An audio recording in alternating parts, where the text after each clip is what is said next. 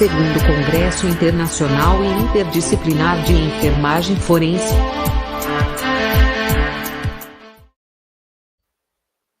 Olá, boa tarde. Boa tarde. Iniciamos mais uma tarde produtiva do nosso evento. Eu espero que vocês estejam bem. E hoje nós vamos falar sobre um assunto que está assim em todo mundo e corriqueiramente: fake news.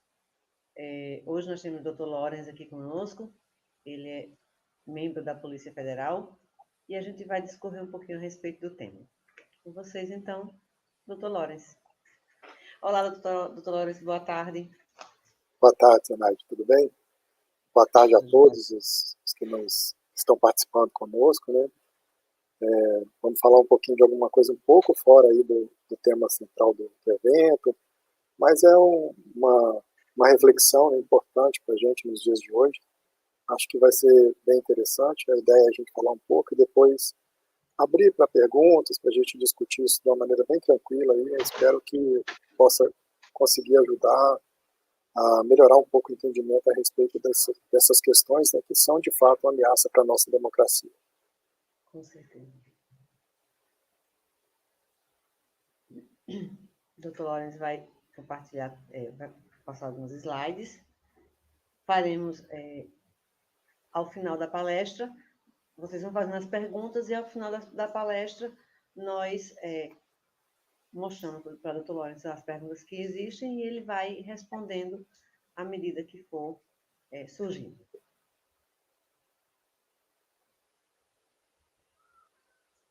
Está visível a tela? Sim, está visível. Ok. Então, vamos lá, né? Mais uma vez, é uma honra para nós estarmos aqui dividindo esse espaço com a Zenaide, com quem a gente tem muito prazer, né? Uma honra para nós colaborar, participar. E a ideia nessa tarde, né, a gente conversar um pouco a respeito aí das fake news, e que é um tema, vamos dizer, abrangente, né, uma expressão aí que foi cunhada nas eleições de 2016, mas a gente vai discutir um pouco os reflexos desse fenômeno, né, em cima da democracia. Então, é uma apresentação, né, mais ou menos o que a gente já falou, breve currículo aí, formalidade, né, mas eu hoje estou aqui como diretor da Associação Nacional dos Peritos Criminais Federais, porque eu recebi o convite e da diretoria da qual eu tenho a honra de participar, né, de colaborar também. Uhum. Nós vamos trabalhar hoje nessa apresentação em dois eixos principais. Um eixo que a gente chama de mídias sociais ou redes sociais, né, o significado é idêntico. Depois falar um pouco sobre as democracias, né, as democracias morrem, levantando um pouco os riscos para a nossa democracia e as intervenções.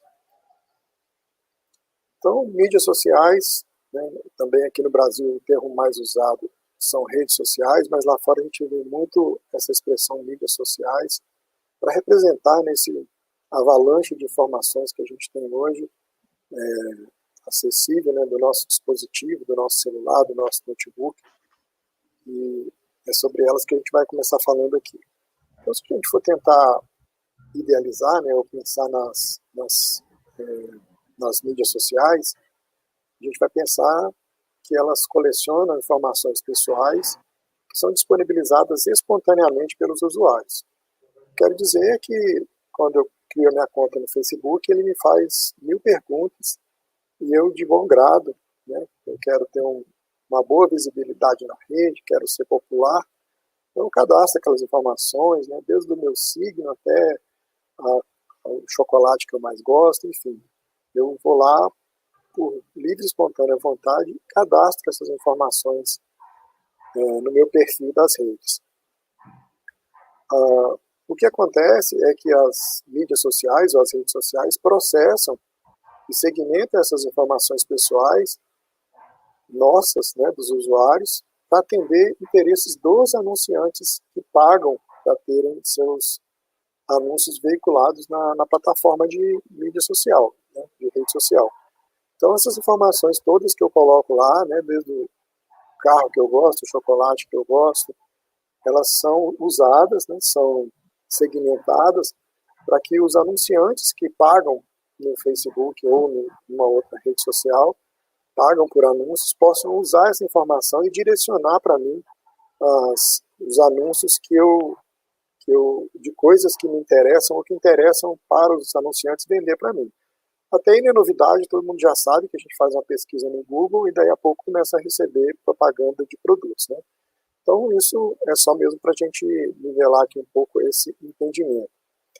E aí, falando um pouquinho, né, saindo um pouquinho desse foco de produtos comerciais e pensando um pouco em números de eleição, nós tivemos recentemente uma eleição municipal, né, eleições municipais, um orçamento previsto do TSE em torno de 700 milhões de reais para fazer essas eleições no país inteiro, que é bem menos que as eleições gerais, que acontecem daqui a 2 anos, que gastam aproximadamente 2 bilhões de reais. Pois então, nesse contexto agora das eleições municipais, que é uma eleição bem menor, bem reduzida, o Facebook emitiu notas fiscais de anúncios realizados por candidatos no valor de 14 milhões e aproximadamente 700 mil reais. Então, é exatamente esse conceito do anúncio que é direcionado, ou seja, quando o Facebook recebe esse valor, né, dos seus anunciantes, aí a gente tem declarado pelo próprio Facebook 8.404 anunciantes, né, notas fiscais emitidas. Então, quando a gente tem esse montante aí, a gente entende um pouco o que significam 14 milhões para uma instituição recebidos em pouco 45 dias, 2 meses, que foi a campanha eleitoral. Então, e esses anúncios não são anúncios jogados ao vento dentro da rede, né, do Facebook. Na verdade, se eu moro em Aracaju, estou concorrendo ou estou votando em Aracaju, provavelmente eu vou receber dados de anúncios de candidatos de Aracaju e aqueles talvez até um pouco mais alinhados com o meu perfil ideológico. Então, é exatamente esse o ponto, né? Esses anúncios vendidos, eles são entregues para as pessoas certas, né? Para que eles tenham o efeito produzido. Aqui é só para a gente ter uma ordem de grandeza, foi feito na sexta-feira esse levantamento, na sexta-feira anterior à votação, né? Na sexta-feira à tarde. E aí a gente, avançando um pouco mais nos conceitos das mídias sociais ou das redes sociais, a gente pode dizer que elas conectam pessoas, né, e que elas mobilizam pessoas por causas sociais, né, muitas vezes por situações, né, não são só 20 centavos, não são 15 centavos, enfim, campanhas, mas com uma articulação superficial, engajamento e motivação. Então, se a gente pensar o que seria essa articulação superficial, a gente pode chegar nos 20 centavos lá, né? Não são 20 centavos, foi uma campanha, foi feita uma movimentação na internet para mobilizar as ruas, mas e daí? Qual foi o aprofundamento dessa discussão? Não houve um aprofundamento, né? Na verdade, foi uma mobilização superficial que deu ali um estopim para outros movimentos, né? E um movimento de insatisfação com o poder da época, mas não havia naquela discussão, né, uma profundidade, porque as mídias sociais não permitem isso, né? Elas mobilizam isso no nível superficial.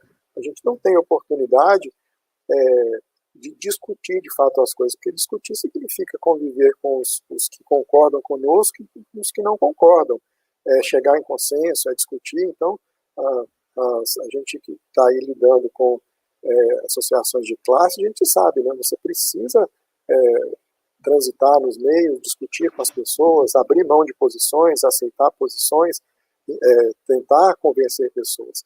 O que acontece nas mídias sociais é que, com essa capacidade de segregar usuários, eles nos colocam, né, elas nos colocam em grupos que têm os mesmos interesses que eu, né? Então eu vou estar em bolhas eu vou estar conectado, vou estar conversando com pessoas que pensam parecido comigo, né? Porque por isso que a gente diz que a articulação é superficial. Então o usuário acaba dependente do seu próprio grupo, de uma certa forma isolado, impermeável a verdades comuns, ou seja, aquilo que eu penso não é necessariamente a verdade. Pode ser a minha verdade, mas não é a verdade. E a verdade ela é um conceito subjetivo que ela aparece a partir da discussão. Então, discutindo os temas, amadurecendo socialmente os temas, a gente chega em verdades sobre a realidade, sobre aquilo que a gente quer como, vamos dizer, futuro, né, e até para a nossa sociedade. Esse livro aí, da Imagem da Direita, é um livro de 2018 e ele chama muito a atenção sobre essa questão do diálogo democrático, né? E ele fala muito sobre o Facebook, porque o Facebook teve um papel decisivo aí nas eleições americanas de 2016, e ele reforça, né, que as redes sociais não contribuem para o diálogo democrático. Elas não permitem reflexão, debate, deliberação e discussão aprofundada. Então, é aquele conceito que a gente já colocou no início, um pouco antes, né, da questão superficial. A reflexão, o confronto mesmo de ideias, ele não acontece na rede social, porque a gente fica isolado nas bolhas das comunidades que a gente gosta de falar, que pensam as mesmas coisas, né, que discutem nos mesmos paradigmas que nós. As redes também, né, potencializam a segregação, ou seja, essa separação de pessoas e, consequentemente, a polarização política e ideológica, eliminando o debate, a composição de ideias e a possibilidade de acordo de consenso. Ou seja, a gente vai sempre achar que aquilo que a gente pensa é a verdade, aquilo é o que vale, e qualquer discordância ela está dissonante, então ela não merece nenhuma credibilidade, nenhum tipo de discussão. Esse slide eu gosto muito dele, ele é até antigo, é um slide de 2014, isso não é uma obra de arte, né? Esse slide ele mostra um levantamento feito na internet para mostrar as interações entre blogs, né, de duas posições ideológicas dominantes nos Estados Unidos, né, como a gente sabe, né, os democratas e os republicanos. E aí é interessante observar nesse desenho que, de um lado, nós vemos uma concentração muito forte dos blogs de posições azuis, né, conversando entre eles e concentrando aqui essa imagem azul. E do outro lado, né, seja, no outro polo, a gente tem os blogs vermelhos, aqueles que têm uma ideologia antagônica aos azuis, e discutindo e conversando apenas entre eles, ou seja, reforçando aqueles pensamentos, aquelas ideias, né, que estão ali. E o que a gente vê de um lado para o outro é mínimo, né, assim, ou seja, a discussão, a troca de ideias, o aprofundamento, ele acontece de uma forma bem mais reduzida do que a concentração dos polos. Então é por isso que a gente fala polarização, né, de um lado um extremo, de outro lado outro extremo, em termos de ideias, em termos de conceituação. Essa polarização ela é um fato, né, um fenômeno, né, de alguns anos, aqui no Brasil por volta de 10 anos, mais ou menos, ela se intensificou, mas ela está no mundo todo, né? Então, assim como as fake news, também é um fenômeno mundial, a polarização ideológica e política.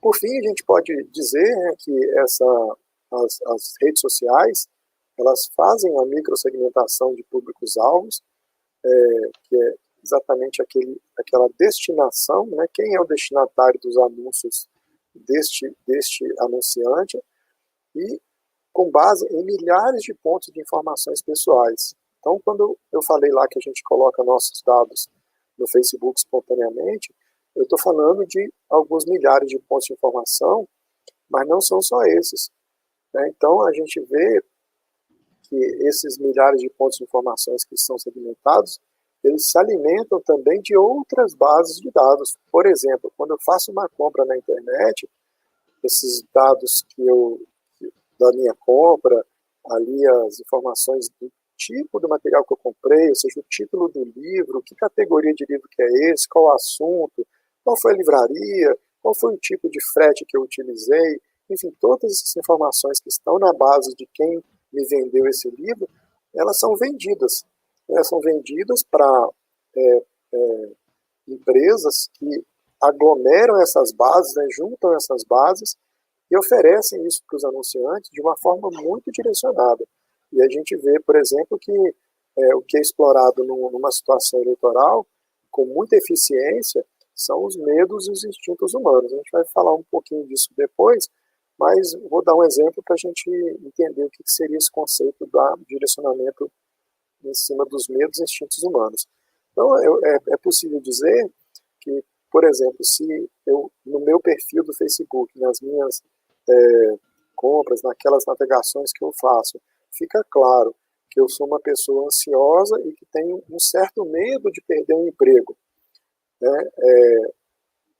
Com certeza, eu vou ser explorado politicamente no seguinte sentido: eu vou receber mensagens que dizem o seguinte: olha, você tem que ser contra os estrangeiros, né, os imigrantes, porque os imigrantes estão vindo para nosso país, invadindo nosso país e roubando nossos empregos. Esse tipo de situação, ela tem uma lógica, né, uma lógica perversa, mas é uma lógica, ou seja, se aqui o de emprego já está difícil e está vindo mais gente concorrer pelo meu emprego, a chance de eu perder emprego aumenta. Então eu tenho que lutar contra essa ameaça. Então, para eu lutar contra essa ameaça, eu tenho que optar por candidatos, por posições políticas que freiem, né, ou seja, que impeçam esse movimento migratório, esse movimento de refugiados, enfim, que estão aí por toda parte. Então essa é uma lógica perversa, mas é a lógica usada para trabalhar, né, na nossa mente, no nosso instinto, no nosso psicológico, e fazer, né, nos convencer ali de votos. Então isso, aí mais uma pessoa que não tem esse receio, ela dificilmente vai receber mensagem com esse foco, ela vai receber mensagem com outro foco, baseado nos medos e instintos mais primitivos, né, que eu tenho. Então são situações que são trabalhadas de forma muito séria por essas empresas. Essa é a base, foi a base do funcionamento das campanhas, né, realizadas para vários políticos pela empresa Cambridge Analytica, e que culminou, né, num grande escândalo nos Estados Unidos. E a base é essa, ou seja, trabalhar no psicológico, né, baseado em dados, né, trabalhando com massas de dados. Depois a gente vai falar um pouquinho mais sobre essas coisas aí.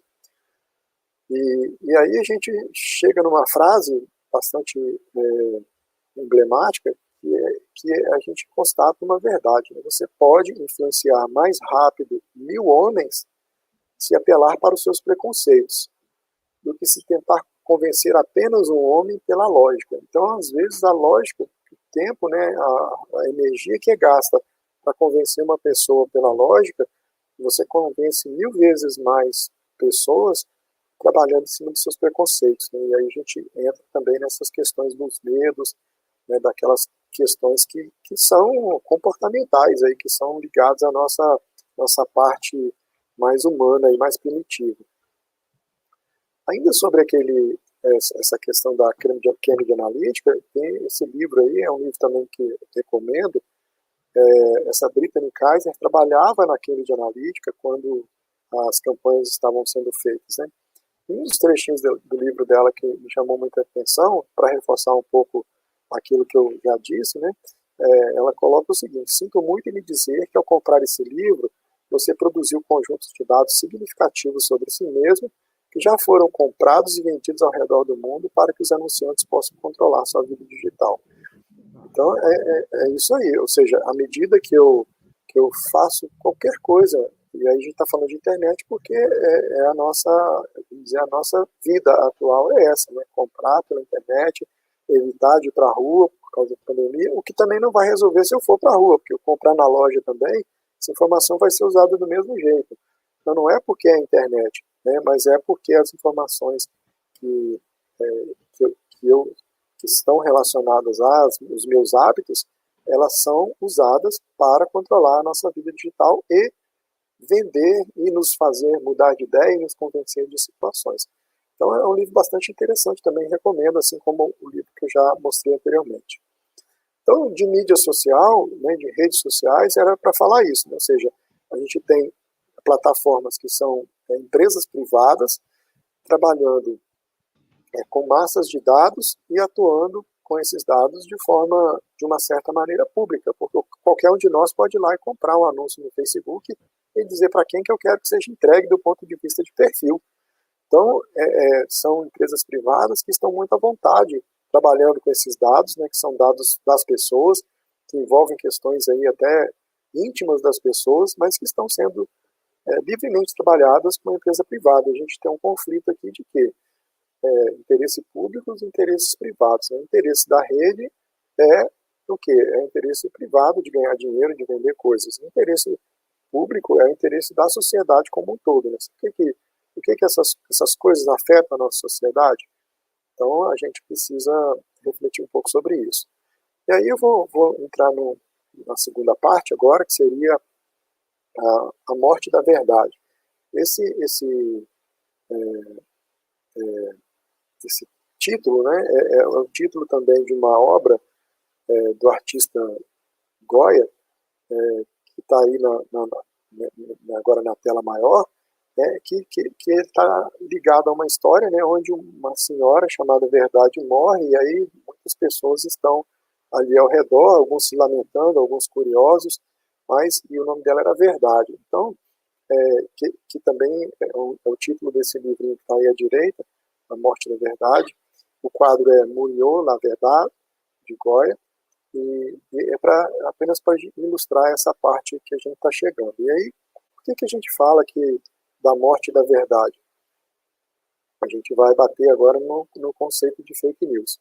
Né? E antes de falar do conceito propriamente dito, a gente pode pensar no contexto em que a gente vive atualmente, de pós-modernidade, né? Onde eu tenho muita liberdade para me expressar e tenho nessa liberdade a prerrogativa de determinar o que é verdade para mim.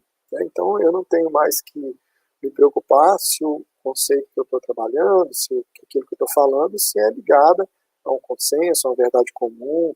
Não tenho mais responsabilidade basicamente sobre o que eu acho, sobre o que eu falo, sobre aquilo que eu coloco. Então isso está bem alinhado com o que a gente vê aí, que a gente chama de fake news.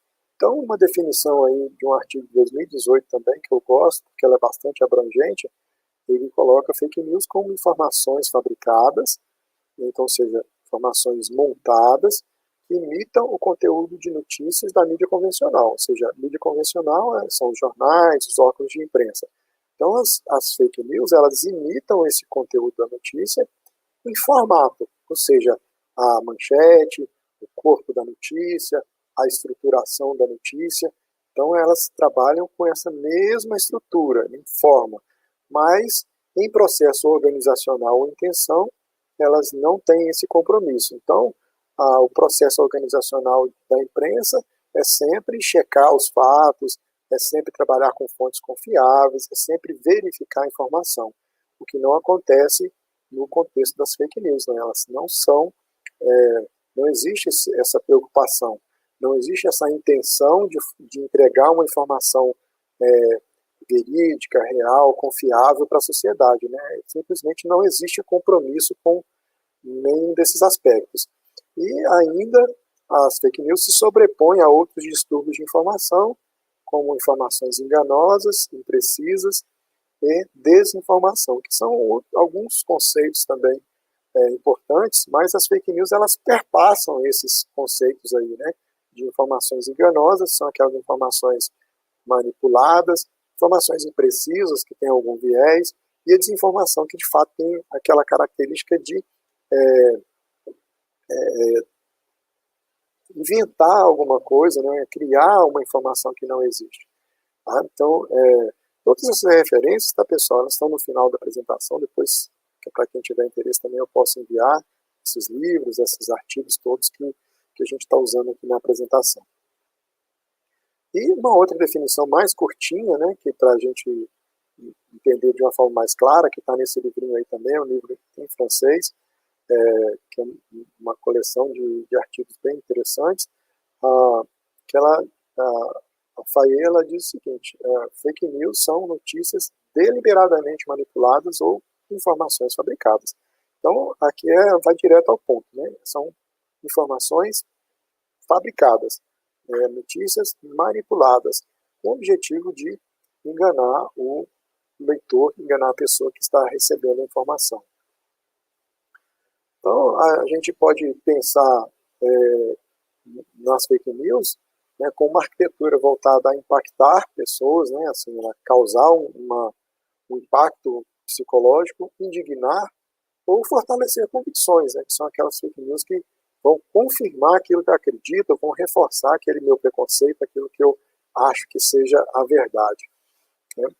E muitas vezes, né, essas fake news, elas combinam fatos reais, factoides, mensagens ideológicas elaboradas, né, bem trabalhadas, para que as comunidades consumam, né, para o meu público, né, e aí já pensando nas redes sociais de forma segmentada, bem direcionada, para que elas sejam consumidas. Então, às vezes, né, a gente tem um caldeirão de coisas aí acontecendo,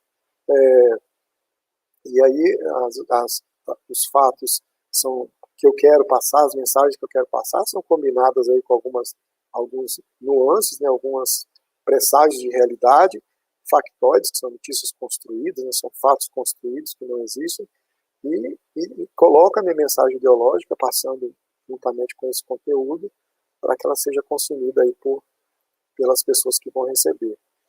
O interessante, né, desse tipo de informação, que combina esses fatores aí, é que elas têm a característica de ser mais compartilhadas e propagadas em velocidade muito maior que as notícias reais. Então, as fake news, elas de fato são montadas, são construídas para viralizar, ou seja, para que elas cheguem a maior quantidade de pessoas, afetando a maior quantidade possível de pessoas, e que sejam repassadas, né? O importante da fake news não é que ela seja entregue para uma pessoa, mas que elas sejam entregues para muitas pessoas. E aí a gente volta naquele conceito da segmentação, para onde que eu vou repassar a informação que eu recebi, né, que tenha uma característica de me impactar para as comunidades que eu já frequento, ou seja, para as bolhas, com quem eu já divido as informações, que acreditam nas mesmas coisas que eu, que têm as mesmas ideias do ponto de vista de visão de mundo, para compartilhar esses conteúdos. E aí eles vão potencializando e sendo ainda mais compartilhados. Então, as fake news têm essa característica de serem mais compartilhadas e disseminadas. A gente pensar um pouquinho também, fake news não é novidade, tá, pessoal? A gente vê que, historicamente, a disseminação de informações e notícias falsas, elas são usadas como artifício de manipulação social, muito em disputas políticas e em sistemas em que a opinião pública tem alguma relevância. O que não tem relevância, a opinião pública tanto faz, tanto fez, não é tratado nesse nível, não existe a necessidade de se criar e de se trabalhar com notícias falsas. Mas quando a opinião pública faz diferença, como, por exemplo, no consumo, nas eleições, em situações onde a opinião pública ela tem importância, né? Então, muito historicamente a gente vê o trabalho, né, de notícias falsas para vender, né, informações, vender ideias daquilo que se quer passar para a sociedade. Então, eu vou trazer aqui um exemplo, né, o pessoal mais das antigas que tiver aí pode lembrar ou pode ter visto isso nos livros de história. Só para, eu estou trazendo isso aqui de 1945, não é porque eu fiquei maluco, não, é porque é só para a gente confirmar, né, e dizer que fake news não são novidade. Então, em 1945 a gente não tinha internet, a gente não tinha Facebook, a gente não tinha WhatsApp, né? Então, em 1945, eleições presidenciais logo após um golpe de Estado, que aconteceu em 29 de outubro de 1945. E aí foi aberta uma nova eleição presidencial e existiam dois principais candidatos. O favoritíssimo, né, que era o brigadeiro Eduardo Gomes, ligado ao DN, e o franco atirador, ou vamos dizer, o azarão, que seria o general Eurico Gaspar Dutra. Então aí eles tinham visões antagônicas com relação a algumas coisas, para a gente entender mais isso aí, né, a gente vai ver que o general Eurico Gaspar Dutra estava alinhado com Getúlio Vargas, que tinha sido deposto nesse golpe de Estado que a gente relatou aqui. Então, para a gente fazer um gráficozinho rapidinho aqui, em 20/11, então, de 1945, as emissoras de rádio de um empresário chamado Hugo Borg alardearam que o Brigadeiro, né, que seria o candidato favorito, teria dito em um discurso a seguinte frase, né, eu não preciso do voto dos marmiteiros. E aí, quem que eram os marmiteiros? Eram os trabalhadores, né, que não tinham dinheiro para almoçar na rua e levavam a marmita para o trabalho. Então, ou seja, quem que eram os marmiteiros? Era o povão. Então, as rádios noticiaram, né, as rádios desse empresário, e aí depois essa informação se alastrou, mas eram várias rádios, elas divulgaram essa informação de que ele teria dito isso num discurso que foi feito dentro de um ambiente fechado, para uma plateia ali reservada, era como se fosse um comício, né, um trabalho que foi feito. E aí o brigadeiro Eduardo Gomes, ele, no dia seguinte, no dia 21 de novembro, ele se pronunciou, e aí no Correio da Manhã, que era um jornal bastante popular, ele declarou o seguinte, que pode crer em semelhante tolice, ou seja, você está maluco, né? Isso não faz o menor sentido. E um ex-deputado também, que alinhado com o candidato, ele disse o seguinte, isso não tem muita importância, né? O povo não vai acreditar numa coisa dessa. Imagina, né, se uma coisa dessa vai ter alguma credibilidade. E aí nos dias seguintes, aquela impressão de que isso não teria nenhum problema, ela começou a mudar, né? E aí foi necessário um contra-ataque dos aliados do brigadeiro, que diziam, olha, é uma mentira, né? Ele não disse isso é uma calúnia. Enfim, os órgãos de imprensa, que eram aliados ao candidato, começaram a tentar desconstruir isso que aconteceu. E até que no finzinho de novembro, um pouquinho antes da eleição, que aconteceu na primeira semana de dezembro, Getúlio Vargas, que apoiava, né, e tinha sido deposto, e apoiava o general Dutra, ele, em um discurso, ele pronunciou a seguinte frase, né, ele era muito bom de oratório, um cara falava muito bem, ele colocou, né, essa frase, ele disse, vote em Dutra, ou seja, ele juntou duas coisas, ele afirmando categoricamente que aquilo tinha sido dito pelo brigadeiro, né, essa frase dos marmiteiros, e com isso, a consequência disso, ele está dizendo o seguinte, olha, como ele não quer o voto dos marmiteiros, vote em Dutra. Então ele juntou essas duas coisas numa frase, e isso foi fatal para a situação, né? De fato, em dezembro de 1945, no resultado da eleição, o azarão, que era Eurico Gaspar Dutra, teve 3,3 milhões de votos e Eduardo Gomes só teve 2 milhões. Porque essa fake news, essa notícia é falsa, e não foi isso que ele disse, né?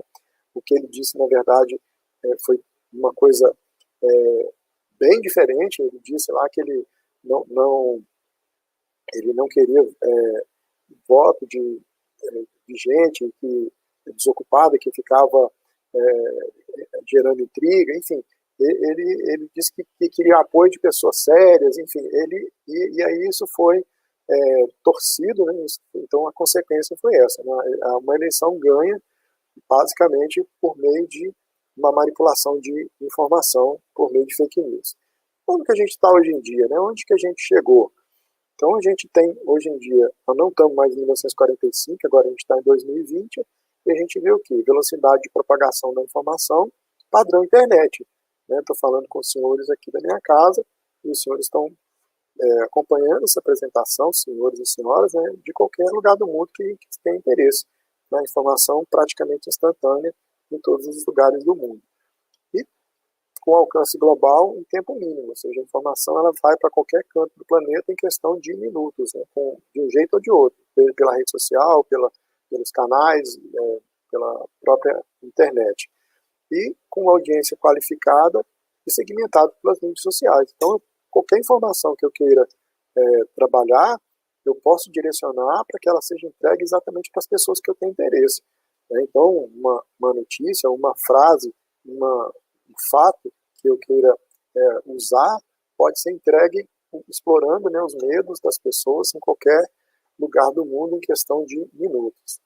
E a gente vai para pensar um pouco, né, o que está por trás disso em termos de sociedade, em termos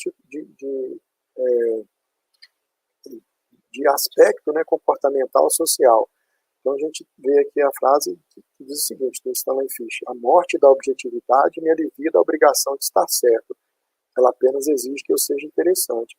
E a gente vai para pensar aqui exatamente no que a gente tem hoje nas redes sociais. O que é importante hoje? É ter like e ter compartilhamento. Né? Então, custe o que custar. Então não precisa estar certo, basta que eu seja interessante. Então se eu conseguir causar, né, se eu conseguir criar situações que vão ser propagadas, que vão ser valorizadas, que vão monetizar, então é isso que importa. Então esse pensamento é um dos pensamentos vigentes que a gente tem hoje. E um outro pensamento, né, do Spike Jonze: nossa subjetividade é toda e completamente só nossa. O que isso quer dizer? Quer dizer que não importa o que os outros vão dizer a respeito daquilo que eu penso. Né? O que importa é que, de fato, o que eu acho, o que eu penso. Então a gente vê o que aqui, né?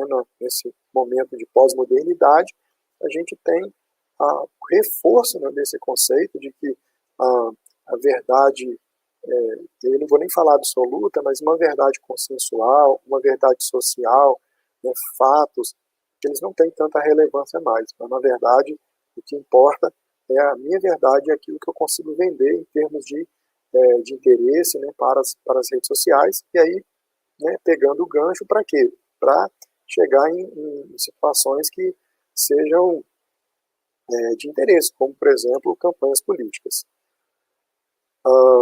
E a gente volta agora também, né, num conto, né, de Philip Dick, a Formiga Elétrica, em que no momento lá, isso é um conto onde a pessoa, numa situação, ela perdeu um braço, mas isso nem é o mais importante. Importante a reflexão que ele faz, né, lá no hospital ainda, que ele diz o seguinte: será que eu quero interferir na fita da realidade? E se eu quiser, por que eu quero interferir? Né? Porque ele pensou, se eu controlar isso, eu controlaria a realidade. E aí a gente vai para o seguinte conceito, né? A gente pensar um pouco que a ideia que está por trás de todo esse contexto de fake news, de manipulação de informação, de redes sociais, de uma realidade distorcida, é exatamente o controle dessa realidade. Ou seja, a ideia, né, de que com isso a gente controla pessoas, controla o contexto social. Falando ainda de fake news, né, só para a gente entender, isso aqui é um post de uma agência de fact-checking que eu gostaria muito de deixar claro aqui e parabenizar pelo trabalho. São jornalistas e pessoas que incansavelmente trabalham para entender, né, e desmistificar e esclarecer notícias, né, áudios, vídeos, informações que circulam pelos grupos de WhatsApp, pelas redes sociais. Então esse trabalho é feito da seguinte forma, né, o fato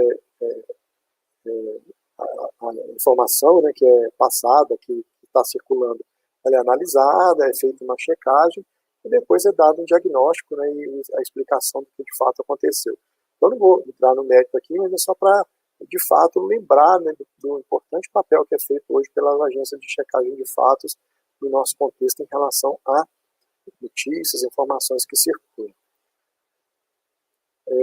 E o que a gente vê também ainda nesse contexto de pós-modernidade e de fake news é que essas fake news, elas têm também aí algumas missões, né? Missões que são voltadas para fortalecer a possibilidade de que as notícias falsas continuem tendo algum valor, né, entre aspas, o valor, mas tendo algum crédito aí junto à sociedade. Então, algumas das missões, uma das missões é o descrédito na ciência. Então, é importante para as fake news sempre desacreditarem aquilo que a ciência diz, né? A ciência passar a ser tratada como uma ferramenta política que quer beneficiar sempre as pessoas que estão contra nós, né? E aí esse contra também ele tem um outro aspecto aí das fake news, que é criar sempre um inimigo, né? Sempre tem que ter um inimigo, alguém que quer, de alguma forma, me derrubar, me vencer, me destruir, né? Destruir a nossa sociedade. Então, o Discreto na Ciência é uma dessas missões. O mau uso da tecnologia também, né? Ou seja, distorção daquilo que é feito pela tecnologia, aquilo que é proporcionado pela ciência, inclusive mau uso das ferramentas, né, que são importantes, né, ferramentas, redes sociais são importantes. E também a missão do negacionismo, a desinformação e o relativismo. E aí, para a gente pensar um pouco do que a gente está falando, podemos dar exemplos, né, das vacinas, né, quem não sabe, né, o que a gente está enfrentando aí com relação à campanha contra vacinas, mudanças climáticas, né, a própria pandemia, né, a luta que a gente vê na nossa sociedade com relação a isso, narrativas históricas, ou seja, negar fatos que aconteceram e criar novas narrativas para fatos, guerras culturais, né, que aí são valores, né, que estariam por trás, obscurantismo, ou seja, as coisas são faladas sem nenhuma prova, né, as pessoas simplesmente falam coisas, usam fontes falsas, né, para validar, usam diplomas falsos, ou seja, enfim, todo um contexto, né, em que as missões carregam junto com elas a questão das fake news. Então a gente chega num ponto, né, nessa questão da pós-modernidade, né, que a gente vive, é um momento social que a gente vive, em que o valor de cada opinião ele tem muito mais relevância, né, do ponto de vista individual, e a gente tem espaço para essa repercussão, né, por meio das mídias sociais, mas somado às fake news, a gente tem aí o quê? Uma mistura explosiva, né, um caldeirão de maldades que pode ser usado para desestabilizar a nossa democracia e nossa sociedade.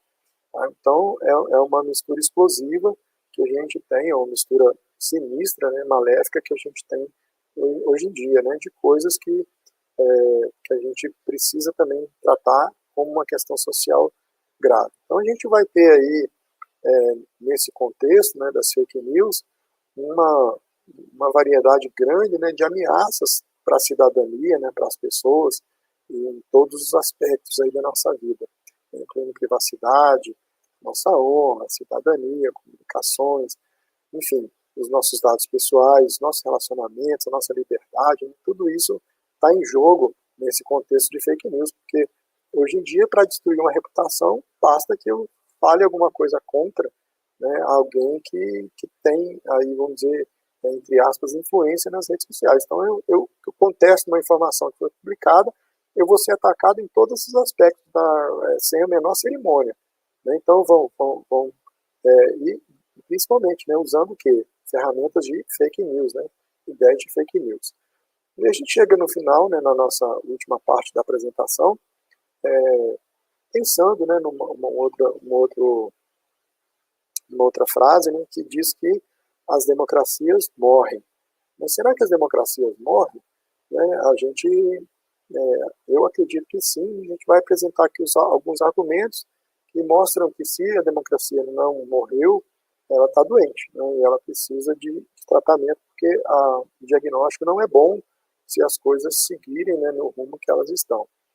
Então, a gente tem um outro livro também que eu recomendo, um livro bastante interessante, é um livro de 2018, e um livro de dois autores, né, pesquisadores americanos, que trabalharam muito em cima das questões das eleições americanas, de 2016. E eles dizem o seguinte, né, nos trechos do livro: a democracia atualmente não termina com uma ruptura violenta nos moldes de uma revolução ou de um golpe militar. Então a gente não vai ver tanque na rua mais para acabar com a democracia. Né? Agora, a escalada do autoritarismo se dá com o enfraquecimento lento e constante das instituições críticas. Então a gente vê as nossas instituições sendo atacadas dia a dia, né, a erosão gradual de normas políticas de longa data. Então, a gente vê que tradições políticas, regras políticas, a gente vai falar de algumas delas aqui, elas estão sendo consumidas, né, em nome desse movimento, né, para destruir, de fato, os pilares, né, da democracia. E com isso, de fato, destruir mesmo a democracia como nós a conhecemos. Então, vamos pensar um pouquinho, né, rapidamente, sobre algumas vulnerabilidades da nossa democracia, ou seja, que são pontos de ataque usados por esses movimentos, né, e aí, usando como ferramenta fake news, são usados para minar, né, ou seja, para corroer, para erodir a nossa democracia brasileira. Então, especificamente no nosso caso, né, a gente tem uma democracia jovem, aí por volta de 35 anos, considerando aí a redemocratização, né, a gente tem uma clássica falta de identidade ideológica e maturidade política, então não é à toa que nós temos 70 partidos ou alguma coisa parecida com isso, porque não existe ideologia, então as pessoas trocam de partido, e aí um partido que tem uma ideologia, outra, como troca de roupa, ou seja, eu não gostei, fulano entrou no partido, então eu saio e vou para o outro que tem uma, entre aspas, né, uma ideologia fundamental muito diferente da minha, ou daquela que eu dizia que eu participava. Então não existe essa identidade ideológica muito característica. E o pluripartidarismo é nesse nível brasileiro, né? Não estou dizendo que eu sou contra o pluripartidarismo, pelo contrário. Mas o que a gente vê no Brasil é um lote, né, de legendas de aluguel que são usadas à conveniência do momento político de cada um, ali naquele interesse que é predominante para as pessoas. E a gente vê com isso, né, também um desequilíbrio no sistema de freios e contrapesos. Basicamente, o que a gente está falando aqui é do equilíbrio dos poderes da República, onde um poder fiscaliza o outro. Então a gente sempre aprendeu na escola, desde sempre, que a gente tem aí um poder toma conta do outro para que nenhum deles extrapole, né, suas prerrogativas e não crie situações no país que gerem ameaça na democracia. O que a gente vê então é um desequilíbrio disso, ou seja, com um exercício sobressaltado, né, um exercício além da conta, em cima de alguns poderes, né, forçando o poder e em detrimento do poder de outros atores aí desse sistema nosso de contrapeso. Então a gente tem um desequilíbrio disso, né? Então a gente passa a pensar um pouco mais, focar, né, nessa questão de quem de fato comanda, na autoridade, de uma forma um pouco desajustada. O que a gente vê também nesse contexto aí nosso, né, de Brasil, é um aparelhamento ideológico das instituições. Então é a velha confusão de Estado e governo, né? O que é governo, o que é Estado. Então a gente vê o Estado, né, que deve permanecer, o Estado precisa, é o Estado que tem que proporcionar à sociedade os valores básicos, né, as questões fundamentais, os elementos básicos da sociedade, e a gente vê o aparelhamento, né, a transformação dos interesses de Estado em interesses de governo. Então isso também é um problema que a gente vê recorrente na nossa democracia brasileira, que também é um problema. O conflito entre interesses públicos e privados, então a gente vê uma confusão grande também dessas coisas, e aí confusão, quando eu falo, não é uma confusão inadvertida, né? Na verdade, é uma manipulação de interesses públicos para que eles convirjam, né, com os meus interesses privados. Então, esses conflitos também são clássicos aí na nossa democracia. Aí a gente pode colocar aqui o quê? Né? Os próprios casos de corrupção. Então, o uso das instituições nossas, né, das nossas empresas, do exercício do poder para benefícios privados. Então, a corrupção entra exatamente nesse ponto aqui, né? É uma corrupção no nosso país já endêmica, né, e que a gente não vê aí ainda uma saída, uma luz no fim do túnel. Uma outra situação é a fragilidade, né, das regras democráticas não escritas. A gente está falando aqui de tolerância mútua e reserva institucional. Vou explicar o que é cada uma dessas coisas. Como tolerância mútua, a gente pode exemplificar o fato de a gente não tratar os nossos adversários políticos como inimigos. Eles são adversários, têm outra visão política, outra visão de mundo, né, estão trabalhando para construir essa visão de mundo dentro do contexto social, mas não são os inimigos, não são pessoas que querem destruir o país ou destruir a democracia, né, eles são simplesmente adversários que pensam diferente. Então, essa tolerância mútua, em qualquer democracia, ela precisa existir. E o que a gente vê, né, como fragilidade na nossa democracia é exatamente o contrário. Então, a gente vê até pessoas que se transformam da noite para o dia em inimigos, né, traidores. Então, a gente vê muitas dessas palavras aí, esses termos que são usados para pessoas, aí, para políticos, por exemplo, né, e eles se transformam, então, em inimigos, no mal, né, também são o demônio, o mal, né, a gente vê isso, a demonização do nosso adversário, transformando ele em inimigo mortal, tanto do pessoal, como, e aí, né, daquela confusão de Estado e governo, como também do Brasil, né, vamos dizer assim. E a reserva institucional, ela trata daquele poder, né, que cada um dos atores que constituem a República, ele tem esse poder, mas ele não usa, ou seja, é uma reserva para situações excepcionais, né? Então, o que é sempre feito, né, numa democracia, seria aí em torno de um núcleo de convergência, de discussão, de debate político, né, de negociação, né? Então, essa seria a essência da democracia. A reserva institucional são poderes que são entregues a chefes de poderes, mas que não são usados na sua plenitude. Então, a gente vê na crise nossa brasileira, né, e da nossa democracia, o uso extensivo desse poder, né? Então, a gente vê, por exemplo, o governo, e aí não estou falando do governo, estou falando de governo por decreto, né, governo que não tem, por exemplo, uma articulação política no Congresso, então ele governa por decreto. Então, isso aqui eu teria que passar, teria que ter um processo aí de negociação, então eu não vou negociar, eu vou fazer por decreto e depois a gente vê como é que faz. Então, esse tipo de esticar a corda aí, né, de tratar tudo no limite, usar o poder até o limite, ele é uma fragilidade também da nossa democracia, né, que também tem impacto naquele equilíbrio das nossos sistemas de freios e contrapesos.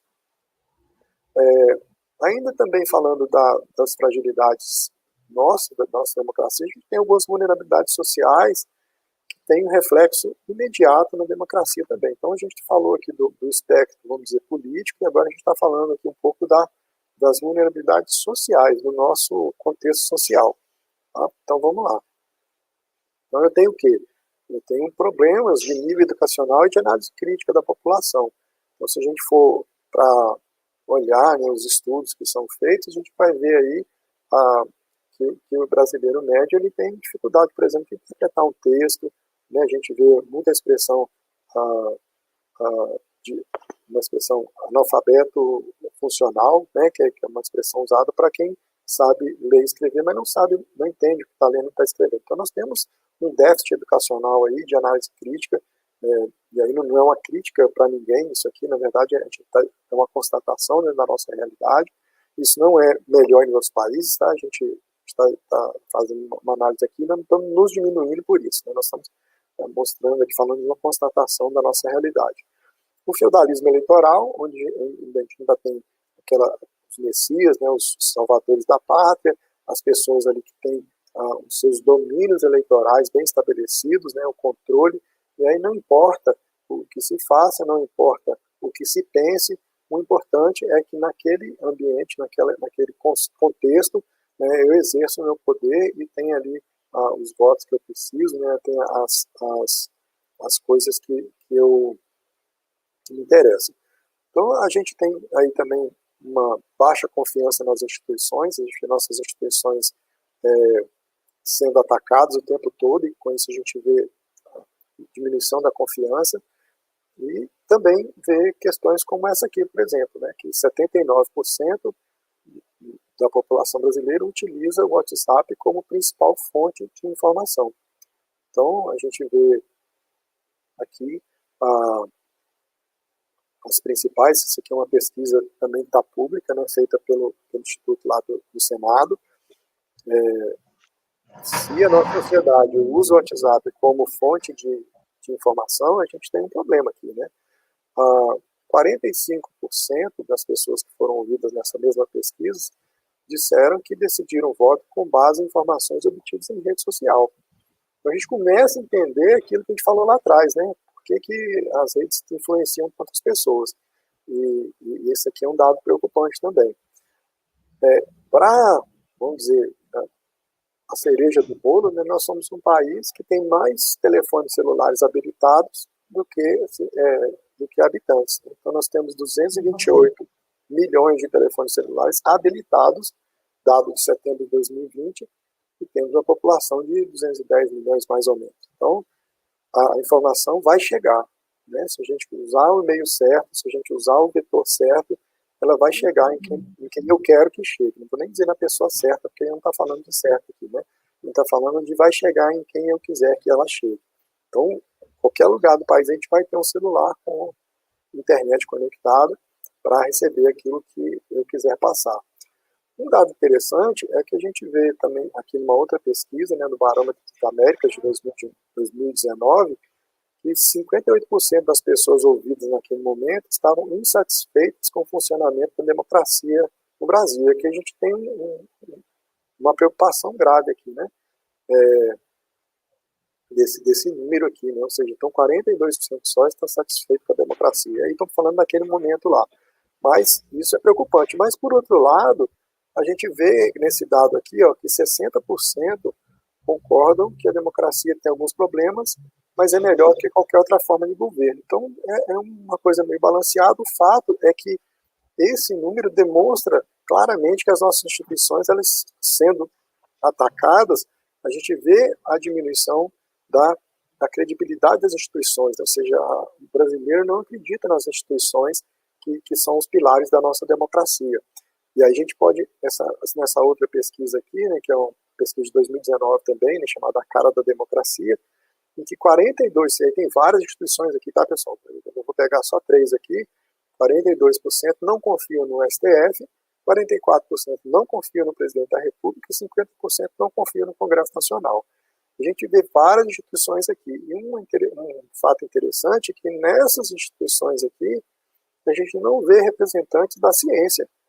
Isso é impressionante, né? Não tem a ciência representada como instituição nessa pesquisa. Então isso é uma coisa também preocupante para nós. E a gente chega então realmente agora no finalzinho, tá? Prometo, eu já me alonguei bastante aí, bem além daquilo que a gente estava planejando, acho que eu me empolgo um pouco com o assunto, né? Mas vamos lá. Então falar um pouquinho dos riscos mesmo para a democracia.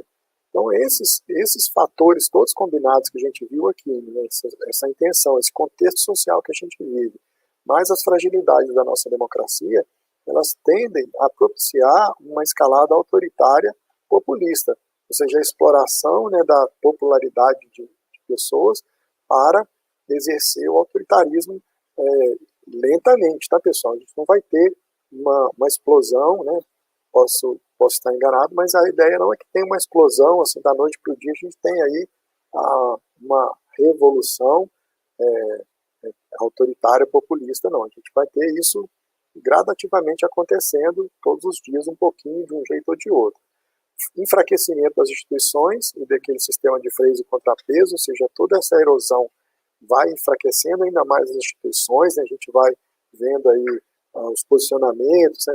Sempre negando as instituições, sempre dizendo que as instituições são parciais, que elas são criminosas, que as pessoas que estão lá não prestam. A gente vê isso todos os dias acontecendo.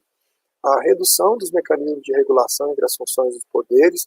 Então, com isso, né, você vai diminuindo as formas que um poder tem de regular o outro, seja por medidas mesmo, ou seja por constrangimento, ou seja por intimidação. Então, a gente vê, então, os mecanismos de regulação sendo consumidos também. E aí isso também favorece esse primeiro fator aqui da escala autoritária. O aparelhamento e o controle do sistema judiciário, que é quem poderia fazer a diferença, né, no poder para equilibrar as coisas, então ele vai sendo aparelhado também, vai sendo controlado com o uso daquele poder que a gente falou agora há pouco, né, o poder a reserva, né, institucional que cada um dos poderes tem.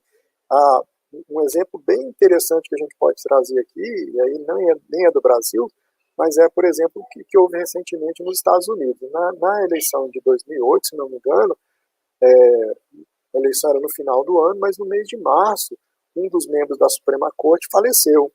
E aí, nos Estados Unidos, assim como aqui, né, quem indica os membros da Suprema Corte é o presidente da República. Naquela situação lá, né, a eleição era em novembro e eles estavam em março, ou seja, tinha bastante tempo. Houve um clamor dos republicanos para que o presidente Obama, na época, não indicasse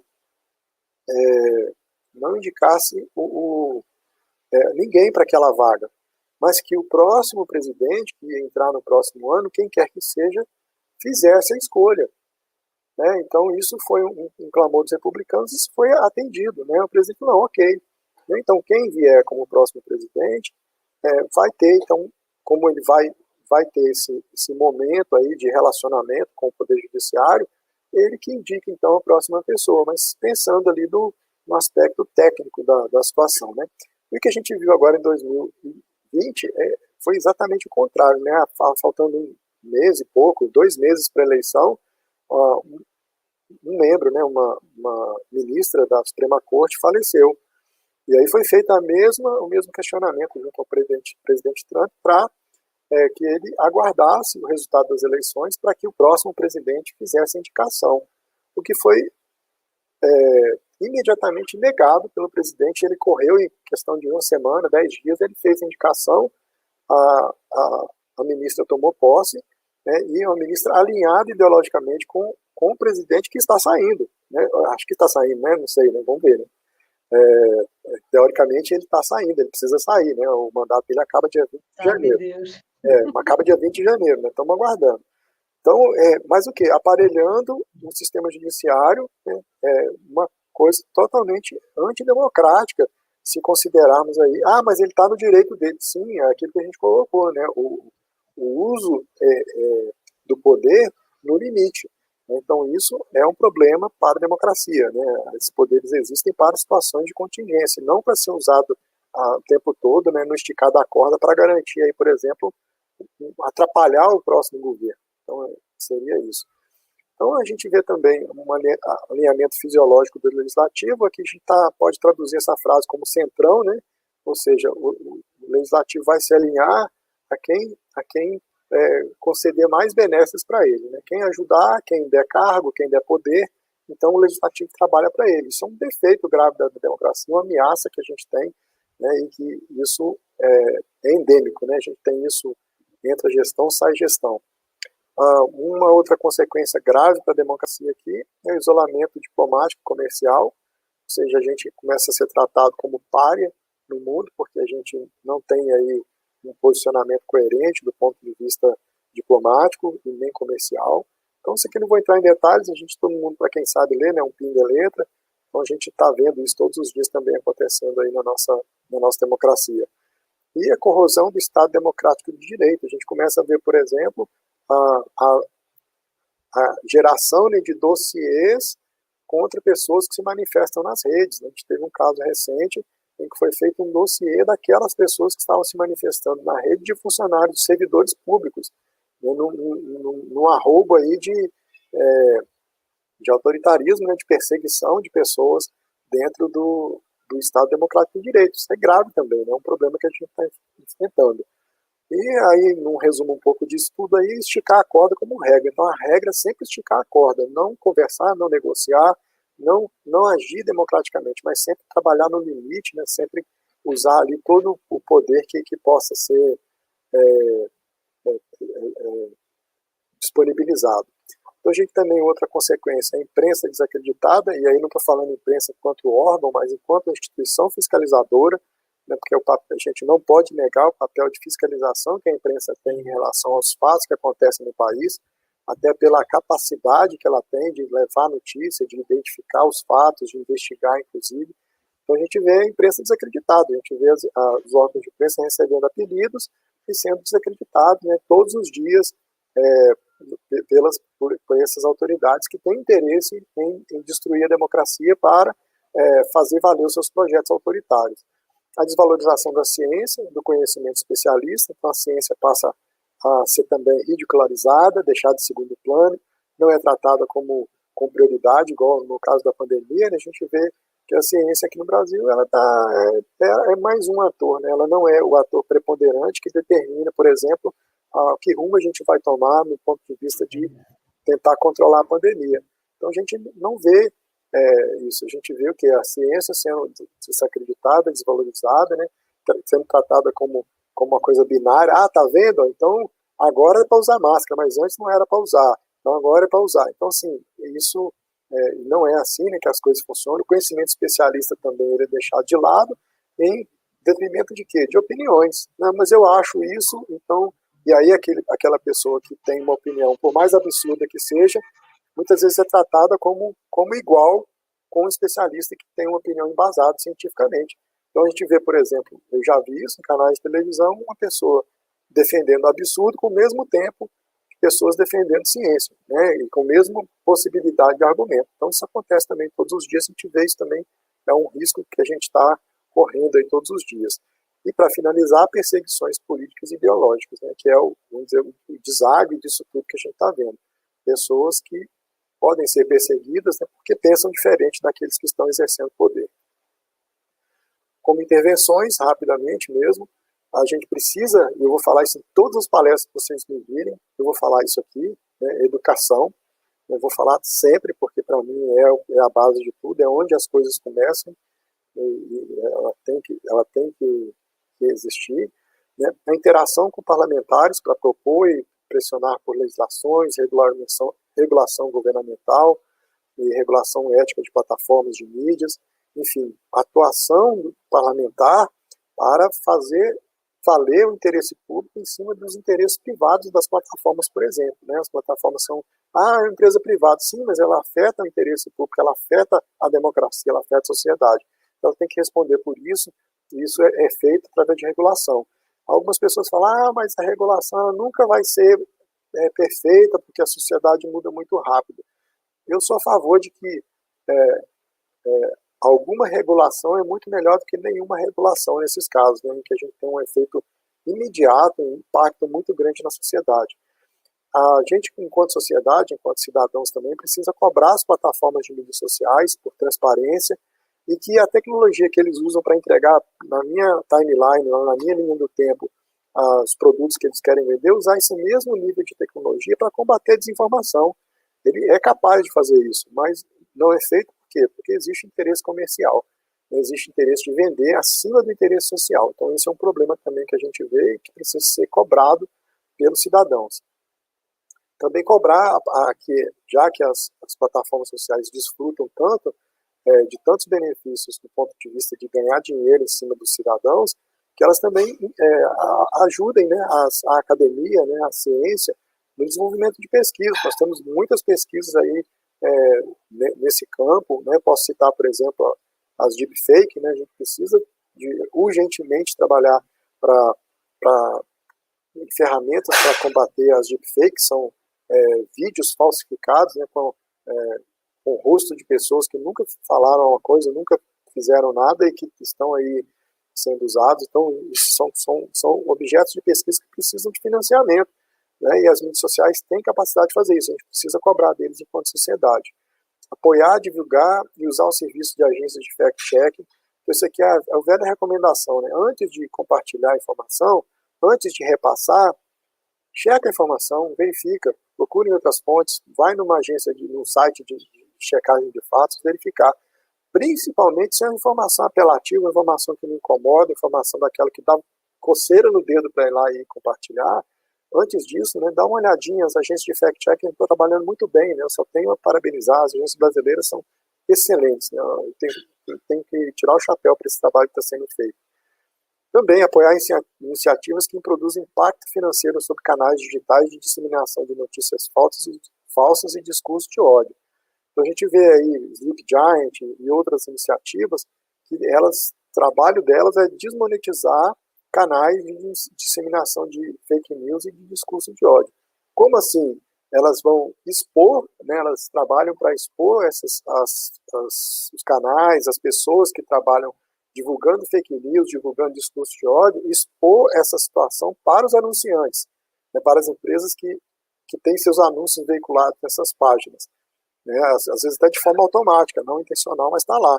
Então, as plataformas, né, de Sleep Giant, por exemplo, ela expõe essa situação e cria até um certo constrangimento para a empresa, para que ela mande retirar aquele anúncio. Coloca assim, você está alinhado, né, você está financiando um canal de disseminação de discurso de ódio. E isso é um trabalho muito importante também, porque há muitas, né, que a gente vê, a máquina que move as fake news é uma máquina financeira, uma máquina voltada para dinheiro. Sempre vou defender, né, a responsabilização de abusos, né, então quem cometeu abuso na rede social, caluniou, difamou, criou danos para outra pessoa, né, gerou problemas para outras pessoas, tem que ser responsabilizado. E juntamente com as plataformas que divulgaram e não combateram aquela divulgação de notícia falsa, de fatos que prejudicaram outras pessoas. Eu acho que eles têm que ser responsabilizados na proporção do poder financeiro que eles têm, ou seja, se alguém vai receber 10 mil porque de alguém que abusou, né, que criou ali uma calúnia de difamação, que a plataforma pague 100 vezes mais, 1000 vezes mais, e esse dinheiro vá para uma instituição aí social, né, que ajude alguém. Então isso também faz com que as plataformas olhem um pouco mais, né, para essa questão de controlar um pouco as fake news. E aí a última mesmo, agora eu prometo, né, a gente está no finalzinho mesmo, que na nossa própria vida digital, né, no nosso próprio dia a dia, a gente faça escolhas éticas. Né? A gente não queira usar a lei de Gerson, né, de levar vantagem em tudo, mas a gente faça escolhas éticas na nossa vida digital e que a gente cobre ética das empresas que nos fornecem bens e serviços, né, que elas exigir delas, né, que não apoiem discurso de ódio, que não apoiem fake news, né, que não apoiem divulgação de informações falsas. A última mensagem foi no discurso aí da vice-presidente eleita nos Estados Unidos, Kamala Harris, no dia do discurso da vitória, naquele sábado, dia 7 de novembro. Uma das coisas que ela falou lá no discurso dela, né, que me emocionou, porque é aquilo que a gente precisa, né? Ela disse o seguinte, né, falando aí dos votos, né, da votação que eles tiveram. Vocês transmitiram uma mensagem clara, vocês escolheram esperança e união, decência, ciência e a verdade. Que a gente possa refletir sobre isso, né? Qual é a nossa escolha? Nós votamos, nós escolhemos. Qual é a nossa escolha? A gente quer continuar escolhendo fake news, discurso de ódio, preconceito, desinformação, ou a gente quer esperança, união, decência, ciência e verdade? Qual é a nossa escolha, né? Então, que a gente possa refletir sobre isso. Aí estão as referências, né? Tem mais 2 slides de referências aí. Depois, quem precisar, só me pede e eu passo para todos eles aí que foram usados como base para nossa fala aqui, né? Eu peço muito desculpa por ter extrapolado muito tempo, né? E eu tenho esse problema, eu gosto do assunto, eu vou falando e ninguém me segura. Então, a Zenaide deixa eu falar, pronto. Aí juntou 2 problemas, né? Então aí tá meus contatos, tá, pessoal? Quem tiver uma coisa que quiser trocar ideia, eu adoro esse assunto, gosto de discutir, de conversar. Então pode mandar e-mail, pode ter uma continha lá no Twitter também, conta mais para reflexões assim mais simples. E tem um canalzinho também no YouTube, onde eu vou acumulando esses vídeos de palestras, aulas, de coisas, participações também, às vezes, em entrevistas onde a gente é consultado tecnicamente. Então eu coleciono isso lá, não sou youtuber, não é um canal de youtuber não, mas é uma coleçãozinha que às vezes pode ajudar alguém aí em alguma reflexão em algum desses assuntos que a gente gosta de discutir. Quero agradecer a Forense, a Zenaide, na pessoa da Zenaide, e a toda a diretoria também, pela oportunidade, né, o convite sempre amável, o convite sempre bastante interessante, assim, bem que a gente atende com muito gosto, né? A gente gosta muito de falar para vocês e espero que de alguma forma, né, essa nossa fala hoje tenha contribuído para a reflexão, né? Principalmente o que nós estamos fazendo com a nossa democracia, né? O que nós podemos fazer para melhorar, tá? Então que seja essa a nossa reflexão. Acho que a gente tem tudo para virar a página, né, para fortalecer aquilo que hoje nós estamos aí vendo com bastante preocupação, né, em relação à nossa democracia representativa, à nossa democracia enquanto sociedade mesmo aqui no nosso país. Tá bom? Muito obrigado, Zenaide. E eu estou à disposição. Se ainda tiver tempo para perguntas, eu estou aqui para... Tem pergunta, sim. Vamos lá. Então, eu vou deixar você aqui doutora Lourenço, nós estamos com a doutora Rízia, ela é enfermeira e está participando hoje conosco. Eu só queria fazer uma observação. Boa tarde. Uma coisa que você falou a respeito lá de 1945, com o Brigadeiro General, né? Ele não disse, e aí ele disse, o general disse que o outro disse, e no final das contas, o Getúlio, que nem sabe de verdade, porque ele não estava presente, creio eu, se ele disse ou não, aí ele vai à testa. Ele disse. E no final, o pobre do homem perdeu. Que a gente não sabe nem se seria bom ou ruim. Sim, não tem como saber. Pegando o gancho disso e fazendo... você estava falando na sua palestra, eu lembrei de duas coisas. A primeira, você falou da imprensa, do papel da imprensa. A gente tem realmente que tirar o chapéu, instituição imprensa, porque assim, eles... É engraçado, assim, cada um diz a mesma coisa de forma diferente, mas a gente, de um modo ou de outro, a gente absorvendo o que é de verdade, a gente consegue tomar uma posição e seguir uma direção. Eu me lembrei de um exemplo, de dois exemplos, na verdade. Lá no hospital, a gente diz que quando as coisas acontecem, nós temos a rádia, viu? Não é rádio, não. É a rádia corredor. E essa rádio, eu acho que todo o hospital tem isso, porque a rádia corredor, ela é impressionante.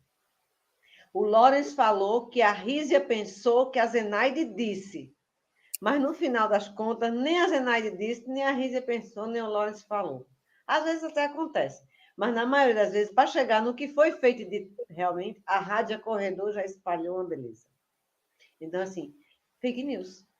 E aí, me remeteu a uma outra coisa. Eu acho que não é da maioria do tempo daqui das pessoas que estão vendo o nosso congresso, de vocês dois também não é, provavelmente, mas eu era muito novinha quando eu vi isso. A televisão mostrou, acho que foi na China, um rapaz parando um tanque de guerra. Sempre passam isso de vez em quando. Já tinha saído da faculdade quando isso aconteceu. Lóris, a gente pula essa parte porque... E eu me lembro que ele parou. E aí, outro dia não, alguns anos atrás, um tempo atrás, eu procurando falar a respeito disso, eu vi que algumas emissoras de TV deram a mesma notícia de formas diferentes. A chamada foi de forma diferente. E eu vou botar três comentários e perguntas que tem aqui, mas você estava falando, eu estava remetendo. Como é importante a gente falar, e a gente trazendo para a enfermagem forense. Mas o que fake news tem a ver com a enfermagem forense? Tudo. Você imagina, menina, Zenaide bate no marido. Lawrence grita com a mulher todos os dias. E Rízia escolhendo o marido todo dia, ou a mãe ou o pai. Isso são fake news, não é verdade? E se a gente não tiver a hombridade e a noção, a enfermagem forense, de avaliar, identificar isso, a gente pode colocar o Lawrence, a Zenaide e a Rízia na cadeia? Sim. Porque a gente vai acreditar no que foi dito. Então, aí está o X da enfermagem forense. Ela não pode acreditar em tudo que ela vê, inclusive. Ela tem que realmente ver, escuta e pensa. Não, ela tem que realmente avaliar, analisar e investigar. Estou falando de investigação policial, estou falando de investigação com dados concretos, com algo que você tocou no assunto várias vezes. Ciência.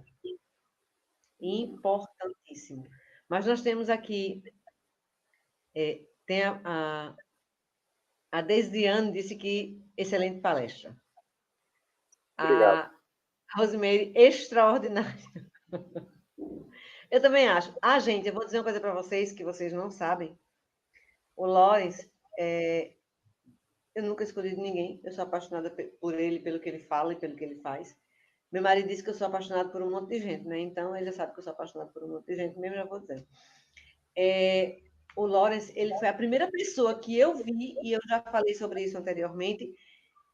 Eu conheço pelo menos 4 pessoas, amigas minhas aqui de Aracaju, que já fizeram, e uma delas está no Rio Grande do Sul, que é a minha sogra. Ela fez a caixa. Gente, Lawrence foi a primeira pessoa que efetivamente cuidou, efetivamente, de ter um cuidado mesmo maior com a Covid. Ele simplesmente criou um mecanismo de desinfecção. Eu sempre falo isso porque eu acho fantástica. Não tem nada a ver com a palestra de fake news. Isso não é um fake news. Mas ele foi a primeira pessoa que efetivamente colocou algo na rede, dizendo, olha, isso aqui funciona e vamos cuidar da vida. Foi o Lawrence. Ele criou uma caixa para desinfecção. A gente não precisa estar se banhando, nem jogando álcool em tudo que a gente tem. Basta colocar na caixa. Caixa fácil, simples, barata de se fazer e dá um resultado fantástico. Bom, eu precisava falar isso, Lawrence, porque eu sou apaixonada pela sua caixa. Aquela caixa que você fez é fantástica. Eu vou só colocar aqui alguns comentários. Por isso é fundamental, isso foi durante a sua palestra, eu não quis interromper, e aí o pessoal foi mandando as mensagens. Por isso é fundamental o registro adequado dos fatos e a observação qualificada sobre a situação de maneira integral, considerando a vítima e a cena em vários aspectos. Aí ela colocou que estava amando a palestra. O Lawrence, ele fala com propriedade a respeito de cena de crime, ou como ele fala, né, ele é da Polícia Federal, eu acho que é realmente o registro adequado, não apenas da enfermagem ou da Polícia Federal, mas o registro adequado dos fatos. Sendo verdadeiros, eu acho que talvez diminuísse a propagação da fake news. Falando nisso e pegando o gancho da Sayonara, por que ocorre tanta fake news?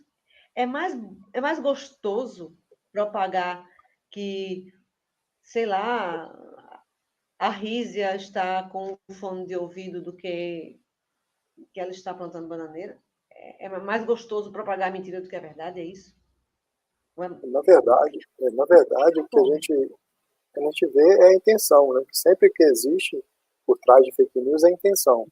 E tratando fake news como desinformação mesmo, como um distúrbio para confundir ou para enganar pessoas, né? Tratando sobre esse aspecto, sempre está por trás a intenção. Então, quando eu falo da Rízia, por exemplo, que a Rízia faz isso ou faz aquilo, ou eu vi isso ou vi aquilo, ou que isso leva a crer que a Rízia faça aquilo ou outro, eu tenho a intenção. Né? Então, essa intenção, à medida que eu uso bem essa intenção, mexo nos parafusos certos das pessoas que estão me ouvindo, que estão me dando plateia, né?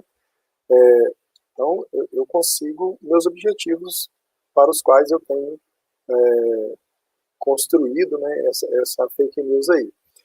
Do ponto de vista global, a gente vê a manipulação social de muitas pessoas. Né? Então, e aí, aquele velho conceito lá atrás, né, que a televisão, que ela manipulava as massas e tudo, ele é um conceito ultrapassado, né? Porque toda informação que é direcionada a todo mundo, ela vai ser aproveitada por 10%, 20% da população que está recebendo. Mas se eu pegar uma informação que vai incomodar a Zenaide, que vai fazer a Zenaide levantar da cadeira, eu vou e transmitir isso para pessoas com o mesmo perfil da Zenaide, o efeito é muito mais próximo de 100% do que se eu jogar para todo mundo num canal aberto de TV. Então, as fake news hoje, elas são trabalhadas nesse sentido. Então, quando a gente usa a expressão, né, que as pessoas são tratadas como gado, mais ou menos nesse sentido mesmo. Né, você joga informações específicas para aquele rebanho, né, que vai impactar aquelas pessoas, e eu uso isso politicamente. Então, esse é o grande problema para a democracia. Fake news sempre existiram, provavelmente vão continuar existindo, mas a gente precisa trabalhar, e aí eu volto na questão da educação, né, para a gente desenvolver o nosso senso crítico, para passar a entender que a gente não precisa ser manipulado o tempo todo pelas outras pessoas. A gente pode andar com as nossas próprias pernas. Não tem nenhum defeito uma pessoa ter uma posição ideológica ou outra. Isso faz parte da democracia. A questão é que pessoas serem manipuladas com mentira, né, com fake news, para se alcançar objetivos eleitorais, né, eleitoreiros, né, na verdade. Então, isso é que é o problema, porque e também para desconstruir pessoas, para destruir instituições, né, o que sobra da democracia se a gente não tiver instituições fortes? Nada. A gente está sempre por um fio, sempre no limite, né, de ter aí a nossa liberdade, a nossa capacidade de se expressar, liberdade de expressão, a nossa capacidade de escolher, comprometida, né? A gente está sempre no limite se a gente não parar, não refletir, não mudar a nossa postura, não mudar aquilo que a gente acredita, né? Aquilo que a gente precisa tratar enquanto sociedade. Não dá para a gente botar nas costas do governo, dizer isso o governo tem que resolver, ou dizer, isso é a ciência que tem que resolver. Isso é um problema de todos, é um problema social. Então, começando de mim, eu preciso mudar, né, as minhas posturas éticas, eu preciso checar fatos. Antes de eu repassar, eu tenho que saber que eu tenho uma arma na mão, né? E se eu sair atirando para ver o que acontece, eu vou acertar alguém que talvez não merece ser acertado. Então, eu preciso de cuidar, começando em mim, né, começando nos meus grupos sociais. Né? Não tem problema você gostar de A, gostar de B, gostar do que um pensa, do que o outro pensa. Isso é democracia. A gente tem que respeitar esses limites. A gente não pode agredir, né, não pode invadir, não pode desqualificar o outro, destruir o outro para prevalecer. Tá? Isso não é democracia, isso é autoritarismo. Né? Isso é um conceito clássico de autoritarismo. Então a gente precisa rever isso enquanto sociedade. Estou, de uma certa forma, aliviado com o que aconteceu nos Estados Unidos agora. Né? Não dá para a gente falar, mas Estados Unidos, o que tem Estados Unidos com a gente? Tem tudo. Né? O que eles fazem lá tem reflexo imediato aqui, ainda mais com a globalização. Então, se eles agora responderam a essa demanda de quebrar esse paradigma da mentira, né, daquilo que era feito pelo governo, é um governo que até agora negando o resultado da eleição. Né? Então, assim, é um governo calcado em mentira, baseado em manipulação de dados, em aqueles fatos que são verdadeiros. Ele só grita de lá que é fake news e as pessoas acreditam. Né? Aquelas coisas que ele coloca como verdade são verdade. Então, isso eu estou de uma certa forma aliviado com o que aconteceu lá. Não torço para A, nem torço para B, nem queria que A ganhasse ou B ganhasse, mas estou aliviado com essa situação de que a gente tem uma perspectiva boa vindo de lá, né? Que esses ventos, e aí de a gente parar, refletir e cuidar da nossa democracia, porque ela é a base da nossa liberdade de expressão, liberdade nem enquanto cidadão, a gente precisa de cuidar dela. E que a gente possa aí ter inspiração nisso aí, que possam ser aí novos tempos também em termos de pensar no que a gente quer para o nosso país, para a nossa democracia. Desculpa, Lawrence, eu não deveria estar falando isso, porque a Beforense é a política, mas Zenaide não. Zenaide tem os seus conceitos. Mas eu não estava torcendo por A mais B. Mas eu não vou mentir, não. Eu estava torcendo para o Trump sair. Porque ele é uma pessoa extremamente prepotente. Sabe? Entende? Ele não tem direito de dizer assim, toma, e tu tem que aceitar o que eu estou dizendo. Não tem. Eu concordo com você, e na verdade, quando eu quis dizer assim, não estou sendo nem para A nem para B, não é pela pessoa, não é pela pessoa, mas é o conceito, aquilo que ele representa. Né? Então, de fato, eu fiquei aliviado por isso, porque a gente tem mais 4 anos desse tipo de abordagem, a gente tem vários riscos mundiais envolvidos aí, né? Não dá para, inclusive nos próximos dias, a gente deve ter novas novidades aí, né, do ponto de vista da segurança do mundo, porque não acredito que essas coisas vão acontecer pacificamente como deveriam, né, porque a reserva institucional é exatamente isso, perdeu, né, e a gente, se olhar para trás, né, ainda falando dos Estados Unidos, todos os presidentes, mesmo aqueles que perderam, né, que, né, no momento lá, reconheceram, né, desejaram um bom governo para o outro, que ainda que seja da boca para fora, faz parte, a democracia é isso mesmo, né. Esse endurecimento, né, para manter posição, para manter uma plateia, é muito grave. Então, assim, quando eu falo que não estava torcendo para A ou B, é para a pessoa em si. Eu sei. Mas torci muito para que esse ciclo se quebrasse, né, do que a gente tem visto e que tem reflexo direto aqui dentro também. Com toda certeza. E eu já disse antes e vou repetir. O Joseph, né, o Biden, eu começava minhas palestras dizendo o ex-presidente, vice-presidente dos Estados Unidos afirma que a enfermagem forense deve estar em todas as salas de emergência. Aí agora a gente vai dizer, o presidente dos Estados Unidos, que lá é o berço da enfermagem forense, afirma, né? Bom, foi só um comentário. Eu tenho alguns comentários. Oi. Zenaide, antes da gente partir para os comentários, boa tarde a todos, primeiramente, né? No começo, o doutor Evandro vem dizendo, a gente vai fugir um pouquinho da temática fake news e tal, porém, a fake news está muito presente no nosso contexto de saúde também, né? Porque a fake news, ela atinge todos os pilares, né, de uma sociedade. E esse ano, principalmente, ela esteve muito presente na área da saúde, com a Covid, né, com o vírus se espalhando.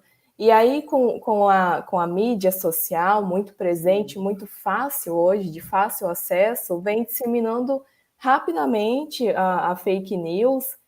E aí, chega até nós, né, da área da saúde, as pessoas vêm perguntar se o que ele recebeu lá no WhatsApp, falando que não precisa usar máscara, que o vírus não aguenta calor. Aqui no meu estado é muito quente, né? Então muitas pessoas vinham me falar, é verdade que o vírus ele não suporta calor, então aqui a gente está mais tranquilo. E aí vem tirando, nós, servidores da saúde, vem tirando a gente da zona de conforto para buscar essa informação e ver se realmente é verídico e o que a gente pode fazer para diminuir essa disseminação de notícias não tão verídicas assim, né? Muito bem colocado, e assim, na verdade, porque eu imaginei, né, que o Congresso tivesse sempre aquele foco mais técnico, né, voltado aí para o dia a dia técnico, né? Mas fico feliz aí que tenha essa visão, né, essa compreensão de que as fake news estão no dia a dia de vocês e que isso também deve ser discutido. Foi por isso que eu atendi com muita satisfação o convite da Zenaide aí. Porque eu acho que todo o contexto, né, a gente tem isso aí. E a gente tratou hoje aqui de uma forma mais abrangente da democracia, mas de uma forma pontual, é exatamente o que a Risa colocou, né? O dia a dia ali, e aí o enfermeiro ele passa a ser responsável, porque alguém que foi perguntar para você vai usar a informação que você deu para passar para a família, para passar no grupo do WhatsApp. Fala, não, isso aqui não é verdade, eu conversei com a enfermeira e ela me disse o contrário. Né? Ou então vai dizer, não, isso aqui esse tratamento aqui de fato tem tido bons resultados e tudo, é para a gente tomar sol, para ter vitamina D, enfim, vocês passam, né, e aí, o profissional de saúde, ele passa da posição apenas de entender ali a situação, de cuidar, para também ser um formador de opinião, para ser uma pessoa que vai entregar para a sociedade mais do que o cuidado, né? Ela vai entregar o cuidado e conhecimento também. Então, é fundamental. Tá? Eu fico muito feliz, né, de que a AB Forense tenha essa compreensão e trabalhe por isso, né, de que o papel do enfermeiro, né, é cuidar, né, isso é básico, mas mais que cuidar, né, cuidar no todo, não é cuidar só ali do machucado ou da dor, mas é cuidar do ser humano como um todo. Então eu só tenho mesmo a parabenizar e concordo plenamente com a colocação da Risa. Eu tenho uma pergunta aqui, doutor Lawrence.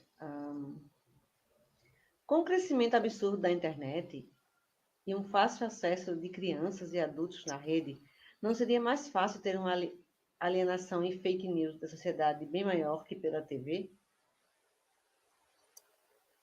Deixa eu ver se eu entendi.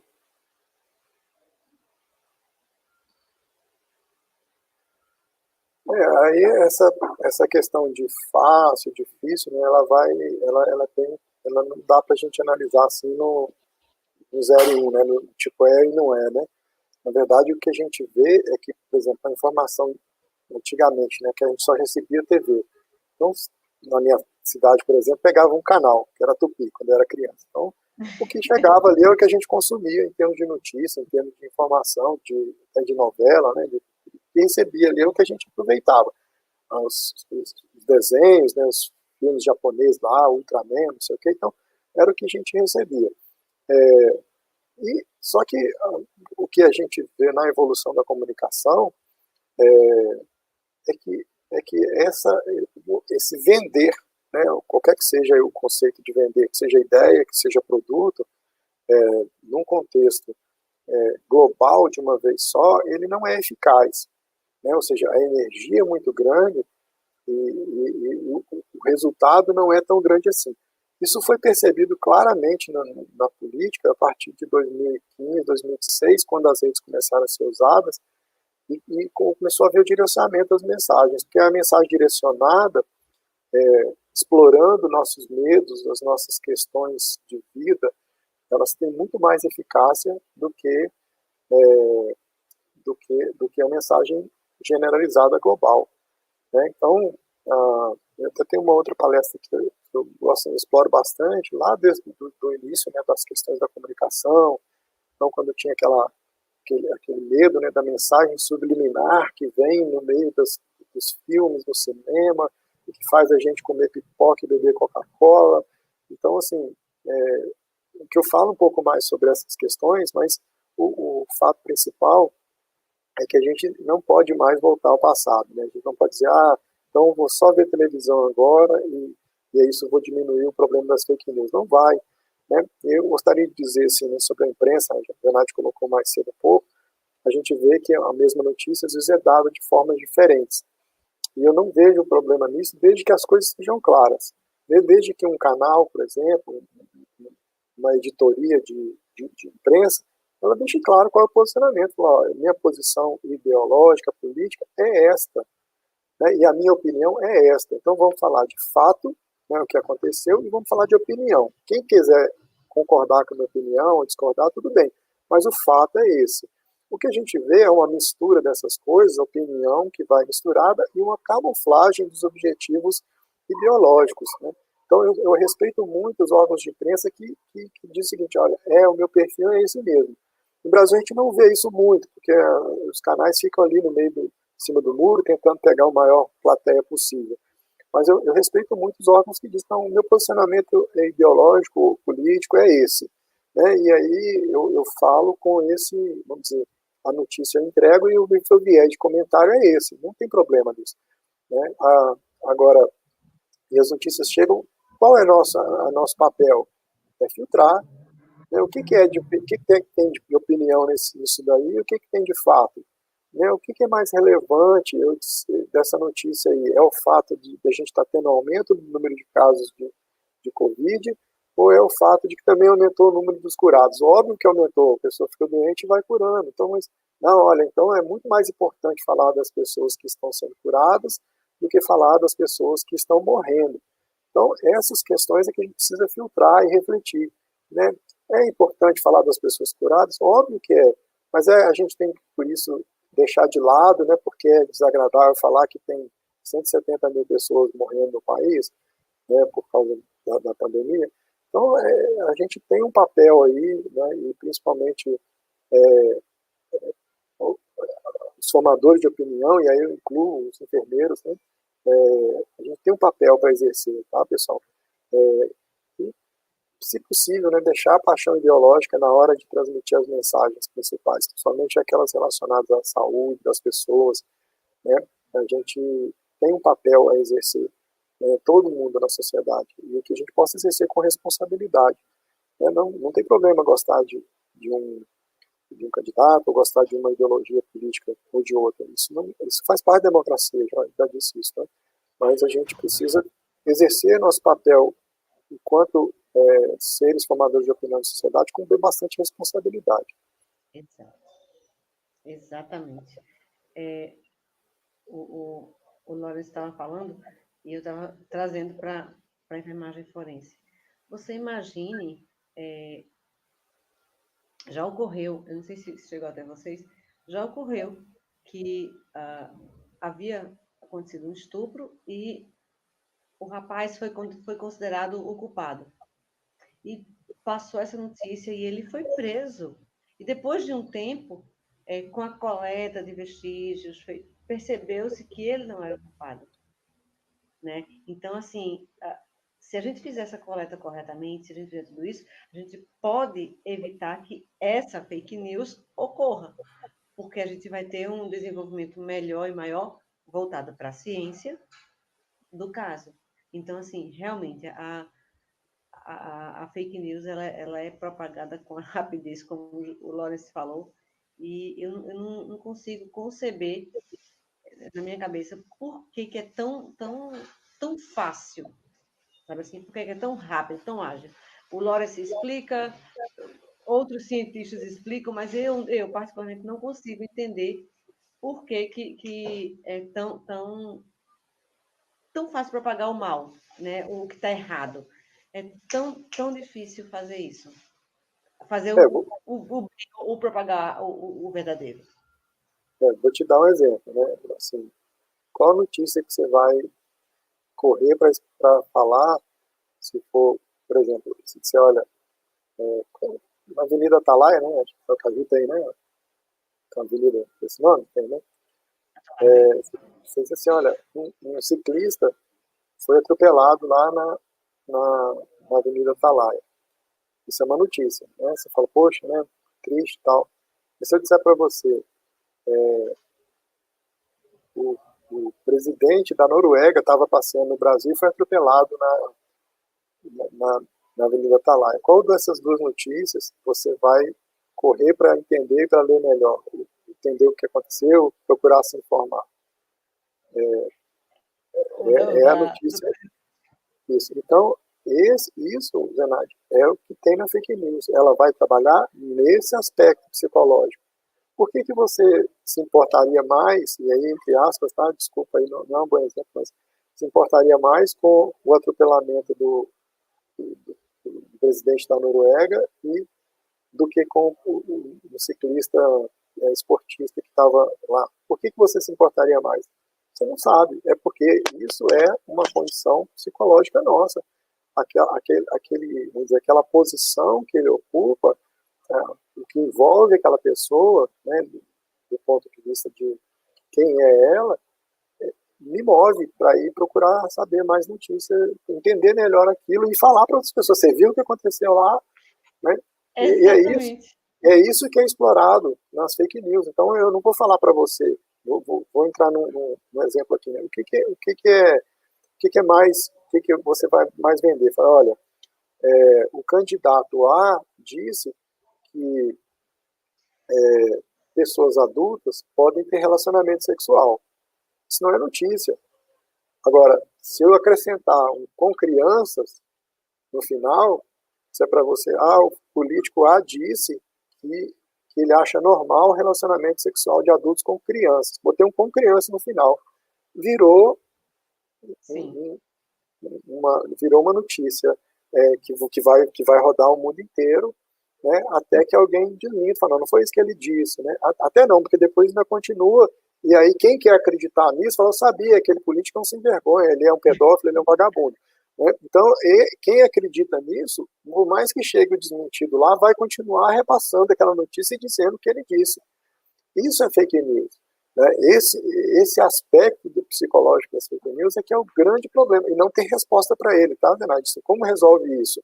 A única forma da gente trabalhar isso é esse amadurecimento social, né? É educar, é fazer o nosso papel enquanto sociedade, é reforçar essas iniciativas, por exemplo, que retiram dinheiro, né, de canais de desinformação, que é canal que está lá disseminando ódio e ganhando dinheiro porque tem muitos cliques, muita gente vendo, e o patrocinador está lá pagando para aquilo estar no ar.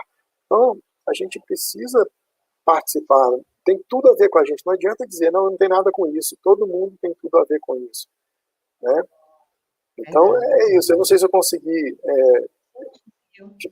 esclarecer um pouco essa questão do psicológico, e não tem solução para isso, tá? A gente só tem um jeito de melhorar. Eu estou ainda avaliando, né, o que a gente viu nessas eleições municipais, mas aparentemente, pelo menos foi o que foi dito, o impacto né, de fake news não foi tão significativo. E eu tenho uma explicação, eu já tenho, porque são eleições municipais. Então a gente não vê um grande impacto nacional, mas se a gente for olhar nos pequenos municípios, se houve impacto, a gente vai encontrar, né, o impacto de fake news ali, né, nas campanhas.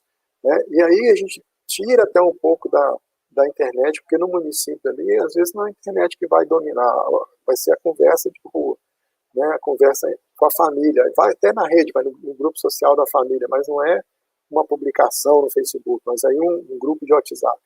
Então, a gente, mas eu quero que eu chegue à conclusão, depois de analisar com mais calma, que a gente dê um pequeno passo em direção a não cair tanto mais em fake news quanto a gente caiu há 2 anos atrás, né, do que a gente caiu anteriormente, e que a gente continue evoluindo, né, para que na próxima eleição a gente saiba, e enquanto sociedade, né, individualmente, coletivamente, a gente saiba separar o joio do trigo, né, saber aquilo que a gente precisa acreditar e principalmente valorizar quem trabalha pela informação correta, né, que são os órgãos da imprensa enquanto instituição e pelas agências de checagem de fatos, que também tem um papel aí extraordinário.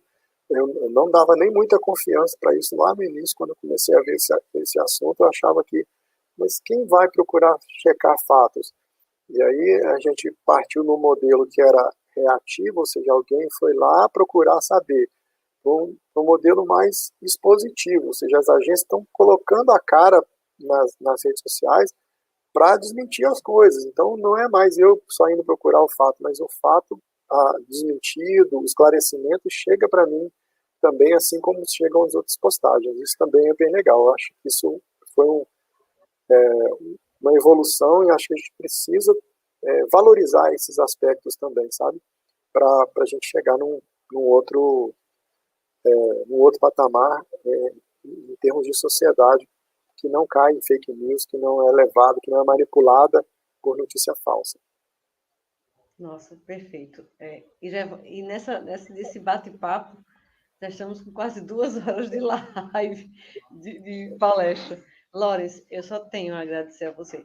Enquanto você falava, eu lembrei de uma coisa. Eu tinha um professor que, quando eu morava em Recife, ele dizia assim, gente, um amigo meu foi para o show do Cazuza, que teve aqui em Recife, ele estava muito doente na época, o Cazuza, mas ele não foi apenas para ver o show do Cazuza. Foi para dizer que se o Cazuza tivesse tido alguma coisa, eu estava lá, eu vi. É mais ou menos isso, é a parte psicológica realmente. Sabe, é propagar. Eu faço um trabalho, quando eu vou dar aula, né, em qualquer lugar, no primeiro dia de aula eu faço uma brincadeira, um telefone sem fio. Eu digo uma frase aqui, pego 10 pessoas, ou que seja a turma, e a última pessoa vai ter que reproduzir a frase que eu disse à primeira pessoa. No final, fica somente a primeira palavra e talvez a do meio, porque o resto se perde pelo caminho. E aí, você falando, eu liguei a fake news a isso. É mais ou menos isso. A gente não pode propagar, e se propagar corretamente, de modo, né, verídico, né, fidedigno. Não assim o que escutou. Bom, é coisa para 3 horas, 5 horas, a gente não tem tempo. Eu também não quero aperrear muito o Lores. Gente, por hora ficamos por aqui com o Dr. Lores. Com certeza teremos outras oportunidades. Dr. Lores é alguém que a gente sempre está conversando, sempre está perguntando e sempre está disposto a vir para as lives, para as palestras. O Dr. Lores sempre foi muito aberto. Ele deu os contatos dele. Caso vocês queiram falar com ele, tenho certeza que ele vai responder de modo muito tranquilo, porque ele é muito tranquilo, né? A gente sempre conversa e tudo, eu sempre tiro dúvidas com ele. Então, depois, quem quiser saber deste maravilhoso projeto que o Dr. Lawrence fez, pode me procurar, que eu mando para vocês como é que se faz, que é fácil, né? Eu só entendo de aplicar a injeção, né? E eu consegui fazer, então dá tudo certo. Você é engenheiro, né, Lawrence? Eu sou cientista da computação. Isso mesmo. E, assim, ele mexe brilhantemente com vários aspectos, mas esse em especial eu me encantei, já botei o povo para fazer também, e quem quiser eu mando para vocês. repito, ele foi a primeira pessoa que eu vi efetivamente cuidar, que não é da saúde, né? Cuidar, ter um cuidado maior com as pessoas. E ele com essa caixa que ele criou, realmente vale muito a pena, porque a gente chega cansada do trabalho, aperreada, chega ali, bota na caixa, ela faz o trabalho dela, desinfeta, e a gente fica mais livre para ir tomar um banho e fazer outras coisas. Bom, é assim que eu utilizo, né, Lawrence? Eu não sei vocês, Não, mas é assim que eu faço. A intenção é essa. Bom, gente, muito obrigada por estarem conosco até agora. Logo mais à noite, às 19 teremos um mini curso assim também bem interessante, que é de genética forense. A gente vai falar sobre coleta de vestígios, genética forense, como acondicionar, como não acondicionar. Vai ser bem interessante. Então, doutor Lawrence, muito obrigada. Faça suas considerações finais e nós só temos a agradecer. A minha consideração final é um agradecimento especial, né, à AB Forense, especial a Zenaide aí, porque está sempre incluindo a gente, né, nos projetos aí dos eventos e das comunicações que são feitas aos associados e à sociedade em geral. Isso para nós é uma alegria, né, poder colaborar, poder participar disso daí. A colaboração é grande. Isso, então a gente fica muito feliz e continuamos à disposição, né? Podem fazer contato, podem mandar mensagem. Se não conseguir pegar os contatos, aí depois acho que vai ter a gravação também, vocês podem olhar direitinho. Sim. E fiquem à vontade, né? Eu vou responder com prazer, né? E vamos conversar a respeito. Não sou o dono da verdade, mas gosto muito de conversar sobre esse tema e coisas relacionadas a isso daí. São coisas que eu tenho, assim, uma alegria especial. Então é isso, um agradecimento especial também à Rízia, que participou com a gente, um comentário muito pertinente, muito importante, e esperar, né, que em outras oportunidades a gente possa estar junto novamente para discutir esse e outros temas que sejam de interesse aí da AB Forense. Tá bom? Muito obrigado a todos e até aí também pelo tempo que a gente passou junto aí. Doutora Rízia. Bom, quero agradecer, né, pela presença, pela disponibilidade. É sempre bom termos sempre esse gostinho de querer mais, porque aí a gente consegue sempre estar se reunindo novamente. Eu, particularmente, gosto muito de te ouvir. A Zenaide também, a Zenaide sabe disso, já tinha comentado com ela. E obrigado também, Zenaide, por estar proporcionando essa conversa muito importante para todos nós, né? E espero vocês até mais tarde. Doutor Lawrence, muito obrigada. Doutora Rízia, muito obrigada. Foi extremamente esclarecedor as considerações de vocês. Nos veremos logo mais à noite. Doutor Lawrence, só frisando, conte sempre conosco, com a AB Forense, no que o senhor precisar também, porque sempre contamos com o senhor quando precisamos. E o senhor sempre esteve muito disponível e muito solícito para a gente. Gente, muito obrigada por estarem conosco até agora. Fiquem com Deus e até mais tarde.